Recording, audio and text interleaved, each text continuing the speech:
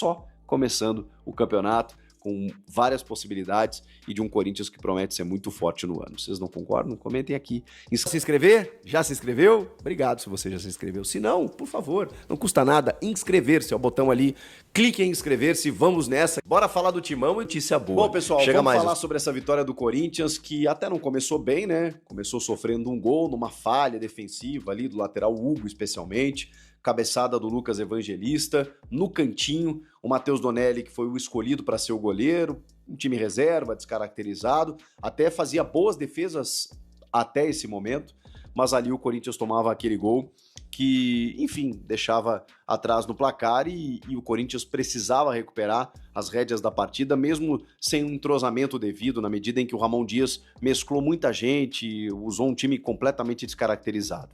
A gente já sabia que o Breno Bidon no Sul-Americano Sub-20 não estaria, que o Rodrigo Garro seria preservado nas primeiras rodadas, que o Igor Coronado, talvez como um substituto do Garro, né, sendo um titular nesse primeiro momento, já que ele resolveu preservar os titulares, também não estaria, e depois veio a informação de que ele teve um quadro de virose, então talvez ele jogue no próximo domingo. Com isso, a escalação do Ramon, ela foi diferente daquela que eu imaginava, até mesmo dentro de uma formação tática. Foi um time mais móvel, assim, porque ele opta por volantes do meio para frente, né? Bom, vamos começar do gol, né? O Matheus Donelli, o Léo Maná recebendo mais oportunidades esse ano, a gente sabia que isso ia acontecer. Na direita, na esquerda, o Hugo, que tem fragilidades tremendas, né? Mas o Diego Palacios, por exemplo, estava no banco de reservas, e aos pouquinhos ele vai ser utilizado e a gente vai entender o que esperar do equatoriano, enquanto que o Matheus Bidu é titular absoluto. Então, o Hugo acaba sendo um terceiro reserva, né, um segundo reserva, um terceiro jogador da posição, hoje jogou. E aí do meio para frente você tem, pelo menos ele escalou, né? O José Martínez, o Charles, o Alex Santana, 3 volantes, e depois 3 atacantes, o Thales Magno, o Romero e o Héctor Hernandes. Essa foi a escalação inicial do Ramon Dias. O Thales, quando você coloca 3 volantes, 3 atacantes, você cria uma falta de conexão ali no meio. Quem é o jogador que faz o engante, como a gente chama dos argentinos, né, entre o meio e o ataque? O Garro faz isso brilhantemente. O Coronado tem a mesma característica, ou uma característica próxima. É um condutor de bola que consegue administrar o jogo e circular ali por dentro. Quando você tem 3 volantes e 3 atacantes, é natural que fique esse buraco. O que o Thales Magno fez? Como ele tem essa característica, ele começou a buscar o jogo por dentro também em alguns momentos. Rapidamente, ele teve que se comprometer taticamente com as subidas do Hurtado pelo lado direito. E aí ele teve que ser deslocado nesse sentido. Eu gosto mais do Thales pela beirada. Não gosto ele tanto por dentro. Ele tem qualidade técnica, ele distribui o jogo, ele sabe conduzir a bola e tudo mais. Mas acho que não é o melhor do Thales Magno. E na ausência do Rodrigo Garro e do Igor Coronado, ficou difícil você entender quem poderia fazer essa função. Depois de um primeiro tempo ruim do Corinthians, o Corinthians até reage, digamos assim, né? O Bragantino começa melhor nos primeiros minutos, consegue o seu gol, depois o Corinthians aos pouquinhos vai se encontrando no jogo, mas não o suficiente, né? Até conseguiria um empate num pênalti sofrido pelo Romero num carrinho do Juninho Capixaba, que a bola, né, tá cruzando a linha, né? O Romero tá cruzando a linha da grande área, provavelmente, né, dentro da área, o VAR confirmaria, não fosse um impedimento na origem, um lance difícil também. Mas ali o Corinthians já teria gerado o seu empate. Não gerou. Embora tenha ficado com a bola, tenha buscado algumas coisas, o primeiro tempo foi um pouco abaixo. No segundo melhorou, mas também pelas trocas do Ramon, né? O Ramon começou a botar mais qualidade no jogo. O Héctor Hernandes, por exemplo, o espanhol, que eu até tenho alguma expectativa em relação a ele, foi uma figura nula no primeiro tempo. Quando entra o Pedro Raul na segunda etapa, o torcedor deve ter pensado, bom, trocamos aí 6 por meia dúzia, né? O que o Pedro Raul vai fazer de diferente que o Héctor Hernandes vinha fazendo? Ele fez. Ele fez o gol da vitória e garantiu os 3 pontos para o Corinthians. E é uma das grandes histórias desse primeiro jogo, porque o Pedro Raul, ele esteve para ser negociado, o Pedro Raul foi defenestrado pela torcida, não viveu um ano muito bom, perdeu espaço com outros atacantes que chegaram, optou por permanecer, chegou a dizer nos bastidores que queria se inspirar no Yuri Alberto como uma recuperação da sua carreira, mas ele precisava de chance, ele precisava de oportunidades, e ela foi concedida a ele nesse jogo, e ele aproveitou. Eu sei que é o primeiro jogo, eu sei que são apenas minutos iniciais, eu sei que tem muita coisa para acontecer, mas eu só posso analisar o que eu tenho em mãos. E o que eu tenho em mãos é um centroavante que entrou no segundo tempo, no lugar de alguém que não estava fazendo nada, e garantiu a vitória, a virada e os 3 pontos para o Corinthians. É isso que eu tenho para analisar, né? Então o Pedro Raul aproveitou a chance. E com isso, se credencia a ser uma alternativa ao Yuri Alberto, uma opção para o comando de ataque, talvez até na frente do Héctor Hernandes. Daqui a pouco, se o Pedro Raul tiver uma sequência e não jogar, o Héctor vai entrar, e se ele fizer gols, a gente vai ver uma disputa legal aí. Porque são dois jogadores com uma característica parecida. Eles não são iguais, mas eles são 9s, né? Eles são camisas 9, eles são centroavantes e ao mesmo tempo têm características similares, dá para dizer assim. Eu acho que o Héctor Hernandes, ele é um pouquinho mais móvel, né, do que o Pedro Raul. O Pedro Raul é mais pivôzão. E aí a bola aérea dos dois é boa, né? Mas o do Pedro Raul foi o que destacou ele naquele Goiás, vice-artilheiro do Campeonato Brasileiro em 2022. Ok, estamos em 2025, mas fez com que ele fosse para o México, né? Que investe bem e que valoriza seus atletas a ponto do Corinthians tirá-lo de lá. Ele realmente ainda não aconteceu, mas esse ano, cara, dá confiança, dá moral, ele tá fazendo um trabalho extracampo, né? Revelou em entrevistas, dizendo que tá com um coach particular. O Corinthians também tem um profissional dessa área que também tá auxiliando os atletas. Ele tá se inspirando no Yuri, ele entende o tamanho do Corinthians, ele entende a responsabilidade, então falta botar a bola na casinha, né? Porque aí a coisa vai ficar mais fácil. Mas é uma das grandes histórias desse jogo, a do Pedro Raul. Porque ele entra para fazer essa função de 9 no lugar do Hernandes, que não foi bem no primeiro tempo, e o Yuri entra no segundo tempo, no lugar do Romero, e eu até me surpreendi, porque provavelmente o Yuri Alberto, conhecendo ele quis jogar, né? É um cavalo, o cara terminou bem a temporada, se cuidou nas férias, se reapresentou bacana, muitos jogadores com algum déficit físico, não é o caso do Yuri, ele vai jogar provavelmente como titular no domingo contra o Velo Clube, diante da torcida na Neoquímica Arena, mas ele ganhou alguns minutos. E ali me chamou a atenção, falei isso na live também, que o Corinthians tá com uma mentalidade de querer ganhar, cara. Porque assim, não importa se era estreia, se era com reserva, se era fora de casa, qual o contexto, se era só janeiro, aquela coisa toda, primeira rodada. O Corinthians quis ganhar o jogo. O Corinthians não se submeteu ao que aconteceu nos minutos iniciais do Bragantino fazer um gol e pensou, caramba, eu tenho 9 vitórias seguidas, caramba, eu preciso ganhar esse jogo. E foi lá. E aí o Ramon Dias tem culpa nisso, entre aspas, né? Porque ele começa a reforçar o time. Ele bota o Mateuzinho na vaga do Léo Maná, e é impressionante a evolução do Mateuzinho, né? Ele tem outro status hoje, ele chega no time, você pensa, caramba, aqui tem um titular, o Fagner foi embora, então o Léo Maná é o reserva e o Mateuzinho é o titular. Depois ele coloca o Carrilho. Que jogador André Carrilho, o peruano. Ele dá uma outra dinâmica para o time do Corinthians, é inacreditável, é impressionante. E olha que o Martínez, né? O Martínez estava jogando muito bem, seguiu jogando bem, né? Porque o Rian entra no lugar do Charles e o Carrilho no lugar do Alex Santana. O Bidon no Sul-Americano, eu acho que pode abrir espaços tanto para o Alex Santana quanto para o Charles, né? Por que não? Eu ainda acho que o Charles tem algumas limitações, mas enfim, é da posição. Mas o Maicon, né? Que em algum momento vai voltar, e eu acho que em características se assemelha ao Bidon, mas eu acho que nesse primeiro momento o Rian pode começar a ganhar alguns minutos, até porque se a gente for falar que o Pedro Raul foi lá, cumpriu a missão, ganhou a chance e tal e aproveitou, o Rian também, né? Porque o passe para o gol do Pedro Raul é uma assistência primorosa do Rian. Ele recebe do Yuri, saindo da área, como ele faz com o Memphis, né? Para buscar o jogo, tabela com o Rian cruza, levanta. Acho que é o Juninho Capixaba, inclusive, né? Dá um golpe de vista assim, na questão do impedimento e o Pedro Raul cabeceia sozinho no cantinho para decretar a vitória. Foi lá, comemorou com o torcedor e tudo mais. Mas o time ganhou qualidade, né? Não tinha o André Ramalho, não tinha o Hugo Souza, não tinha o Garro, não tinha o Coronado, não tinha vários jogadores, mas tinha alguns atletas experientes, rodados, e aí no segundo tempo você vai dando aquela encorpada, né? O Yuri estava com o pé um pouco descalibrado, né? Teve algumas outras oportunidades que ele desperdiçou, mas ele foi importante porque participou da jogada do segundo gol e tá leve, né? Tá leve. Depois de como ele terminou o ano, caramba, ele começa o ano assim do tipo, cara, primeiro jogo, relaxa, o cara tem 30 gols na temporada, né?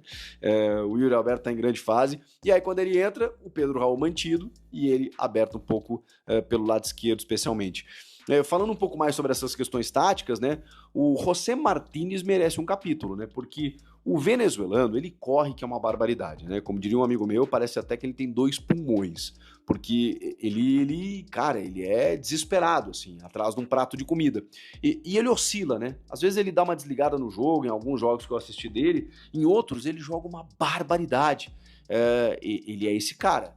Ele é esse cara que em algum momento do jogo foi deslocado para a ponta direita, para ser um pouco mais agressivo, para fazer uma dobradinha com o Mateuzinho e tudo mais. Segundo o Ramon e o Emiliano, uma questão circunstancial. E eu espero, né? Até porque o Corinthians tem outros jogadores dessa função e se não, deveria ir ao mercado, porque o Martínez é um jogador da primeira função, da volância, junto do Ranieri. E o Ranieri terminou muito bem o ano. Aí a gente já começa a problematizar algo no sentido positivo. Você tem 2 jogadores para a mesma função e de boa qualidade. Ou seja, você não perde o nível, você não baixa o nível quando você tem que trocar um por outro. Que bom. É preciso o elenco. Essas primeiras rodadas com preservações, elas provavelmente estão pensando no clássico.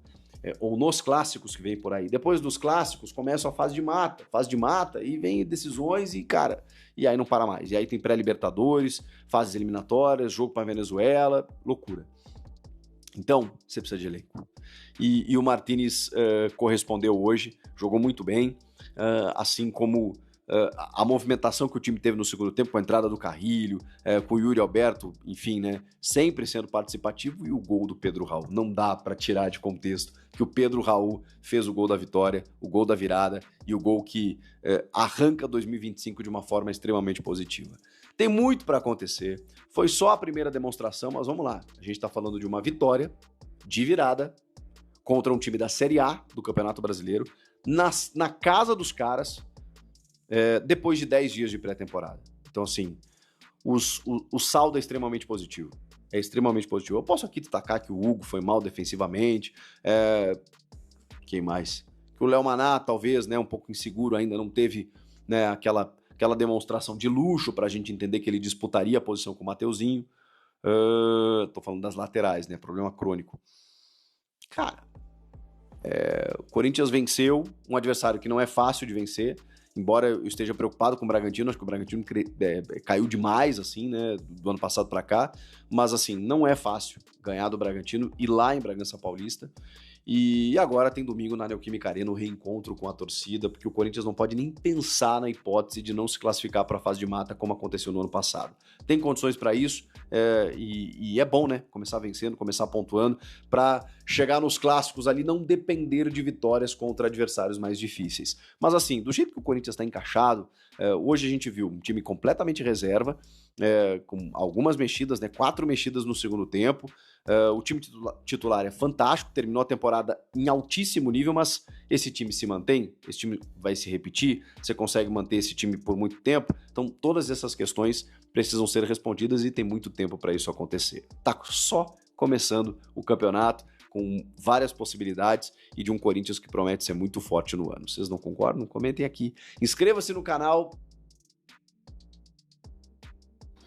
Olha só, informação importante que eu quero passar para vocês sobre o Pogba, de uma fonte que eu confio muito. Sabe aquela fonte assim que você fala, não, essa, entendeu? Falou, tá falado. Essa fonte me disse o seguinte: primeiro, né, tudo aquilo que a gente já sabe, o Corinthians fez proposta para o Pogba, já passei os valores, 3,5 milhões, ele pediu 4,5, aquela coisa toda, seria um contrato muito parecido com o do Memphis Depay. Segundo, tá? Eu contei a história aqui também que o Pogba rejeitou a primeira proposta e pediu mais, né? E o Corinthians se dispôs a pagar esse mais, tá? É claro, buscando um novo parceiro. E eu já havia adiantado a vocês também que o Corinthians fez uma proposta sem ter o segundo parceiro, contando com dinheiro só da patrocinadora Master. Então, o que está acontecendo, Samir? O que tem de novo aí, que isso a gente já sabe? O que tem de novo é o seguinte: o próprio Corinthians, tá? um dirigente do Corinthians, congelou a negociação por medo da patrocinadora Master sair, tá? O Corinthians estava negociando realmente, né, com o Pogba, né, de forma, né, vamos dizer, não vou falar avançada, senão já vão distorcer tudo que eu falo, infelizmente é assim. Mas da maneira que eu falei, de valores, tudo, né, o Pogba até, enfim, demonstrou interesse de vir para o Corinthians, porque estava falando com o Memphis, estava conversando com o Pedro Silveira, só que, né, Pedro Silveira e companhia acharam melhor o Corinthians dar uma congelada nas negociações, porque eles temem que a patrocinadora master do Corinthians venha a sair, tá? Aconteceu tudo o que aconteceu deles não poderem, né, avançar, e eles já sabiam disso antes, me contaram, deles não poderem avançar na negociação por conta de sair esse decreto aí no Brasil, que eles não poderiam operar no Brasil. Eles ganharam numa liminar, só que essa liminar, né, que a gente ouve dentro do Corinthians pode ser cassada a qualquer momento. Então eles estão inseguros, estão atrás de outros patrocinadores já pensando no projeto Memphis Depay, e por isso deram um gelo na questão Pogba, porque se a patrocinadora atual sair, você imagina, ia ter que correr atrás de dinheiro para o Memphis e para o Pogba, aí seria muito. Então, gente, hoje o Pogba congelou, tá?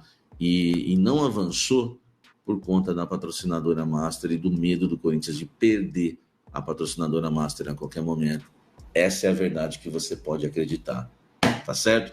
Deixa eu... Vamos passar aí as últimas informações do dia, né? Sexta para sábado, do Timão, e falar um pouquinho aí da situação do Corinthians, que acabou passando, né? O Timãozinho passou aí, avançou nos pênaltis contra o Ituano. Mas antes de comentar disso, galera, eu queria falar rapidinho com vocês da campanha da Neoquímica Arena. Agora sim, eu realmente tô achando que a campanha tá ficando um pouco devagar. E olha só, galera, a campanha que fechou aí nessa sexta-feira com 35,3 milhões arrecadados, que é uma baita de uma grana, já pagou já aí, se eu não me engano, 18 parcelas da Arena, um negócio impressionante, que a 18 boletos que foram quitados aí, né, pela Gaviões com essa campanha, que é impressionante. Só que assim, né, eu acredito que deu uma baixada, devia estar um pouquinho mais. A gente conseguiu chegar aí um pouquinho mais de 5% da meta, né, que é de 700 milhões. Só que assim, eu não vejo muito divulgação, né? A gente não vê divulgação, eu não vejo o Memphis, por exemplo, que é um grande nome do Corinthians hoje em dia, fazendo aí algum comercial, alguma campanha para poder falar da situação da Neoquímica. Isso tem um outro jogador, o Romero, que já está há muito tempo lá, tem identificação com a torcida. Então acho que falta um pouquinho também do Corinthians engajar, porque a torcida já fez uma baita de um lance, né, de conseguir essa situação, de correr atrás. A Gaviões mandou bem demais nessa situação, porém eu acho que o Corinthians podia aí, né, dar mais força nessa situação e ajudar para ter mais colaboração na questão da vaquinha. Acho só isso mesmo, que o próprio Corinthians está divulgando um pouco essa situação, podia divulgar mais. E para encerrar, galera, a situação aí, né, do nosso querido do nosso Timãozinho, né, que acabou passou nos pênaltis, né, meio no sufoco. Agora vai esperar aí o confronto entre Criciúma, Ferroviária, São Paulo e Cruzeiro para decidir o outro lado da chave. Teve aí, né, o Corinthians, então, essa classificação confirmada nos pênaltis 5-4, com 3 defesas do Cauê, que foi o destaque aí, né, goleirão Cauê do Corinthians, essa bela defesa aqui que ele fez, o Timãozinho se classificando. Importante, né, galera, a garotada da base do Corinthians mostrando sua força na Copinha, Corinthians maior campeão da Copinha. Então acho que é muito importante também a gente citar dos meninos aí que avançaram. Sorte para os meninos na próxima fase. Vamos torcer bastante aí para o Corinthians conquistar mais um título da Copinha. Beleza, galera? Então, essas duas situações para passar para vocês. Agora eu vou dar uma breve parada. No domingo a gente está de volta com mais informação do Coringão. Beleza? Dar uma organizada nas coisas por aqui. Mas é isso aí, galera. Agradecer a todo mundo que chegou até aqui. Um abração, um ótimo começo de final de semana. Já tem mais vídeo do Corinthians por aqui. Então um abração, valeu e vai Corinthians!